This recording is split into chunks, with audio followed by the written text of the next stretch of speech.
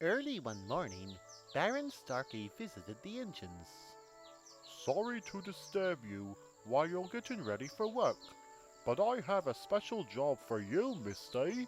He announced. Misty was bemused.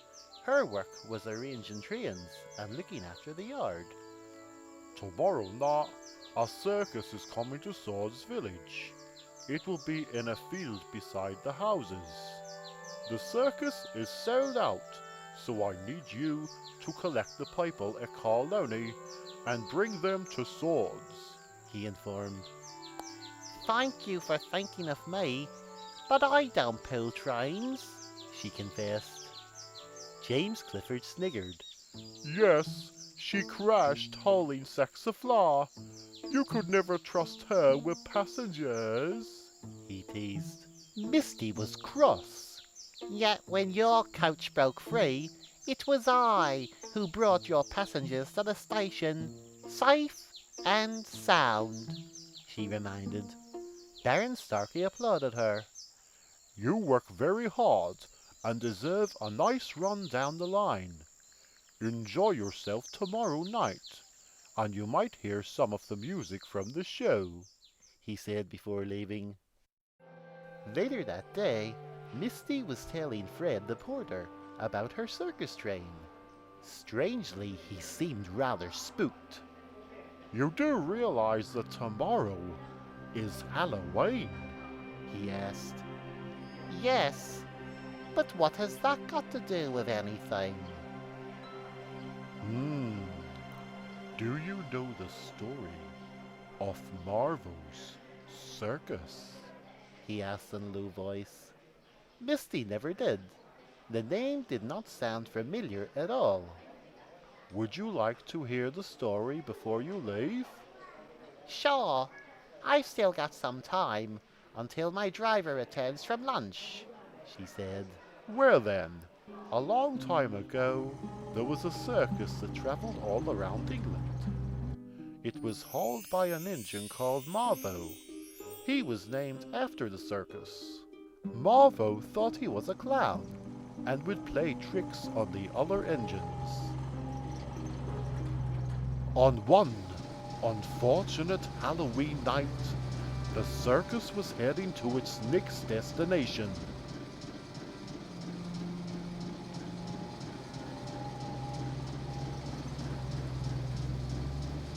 All of a sudden, the signal turned red.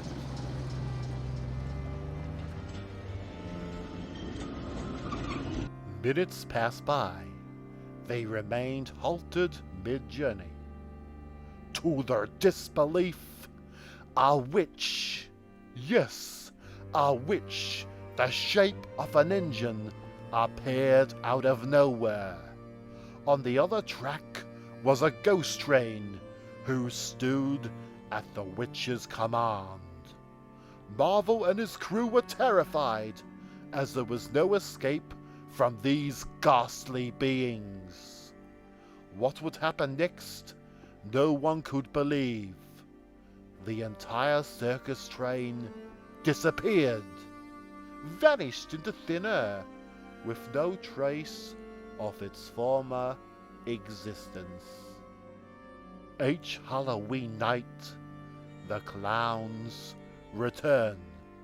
With no bodies to harvest their cursed souls, they remain ghosts.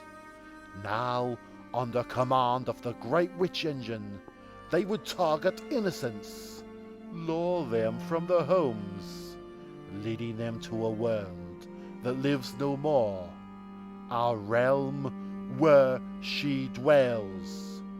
Once free in life, now minions in death.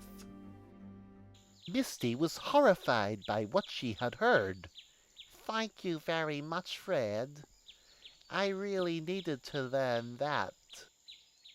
The next day finally arrived, and early that evening the guard painted Misty's face like a clown, and then showed her in a mirror.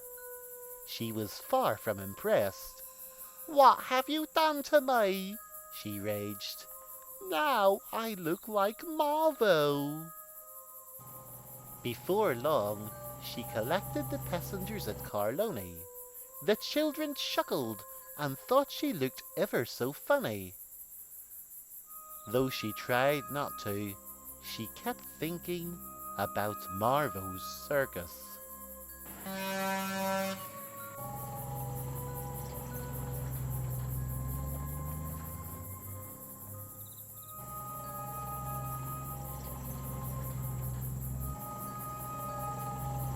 On her way down the line, Misty kept her eyes peeled for ghostly clouds. Thankfully, all was quiet. The signals remained green, and everything was on schedule.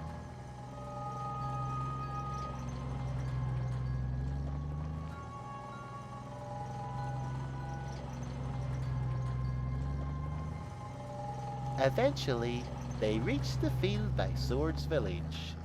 The huge circus tent stood in full view. Everyone was very excited. As the night went on, all Misty could do was wait. Her eyes felt very heavy, and before long she fell asleep. She was wakened quite abruptly by her driver.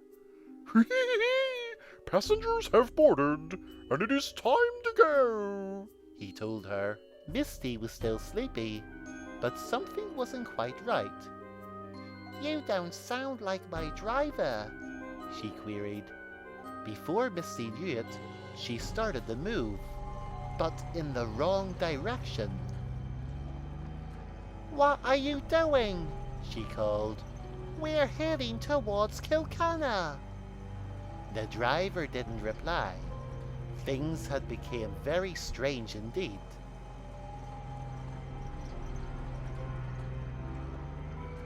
Suddenly, they stopped at Kilkenna Tunnel. To Misty's despair, standing before her were the ghostly clowns. They giggled repeatedly, and one of them climbed out of her cab. It was he who drove her to the tunnel. Leave me alone! I'm not Marvo! She cried. A sudden whistling sound echoed from the tunnel as a ghost engine emerged from the inside. Misty gazed at him and remembered a story that Peggy once told. You're Graver, she gasped. Come, my little one. Enter the tunnel. She is waiting for you. I shall not, she wailed. The clown once again boarded her cab. Oh, yes, you shall, He chuckled.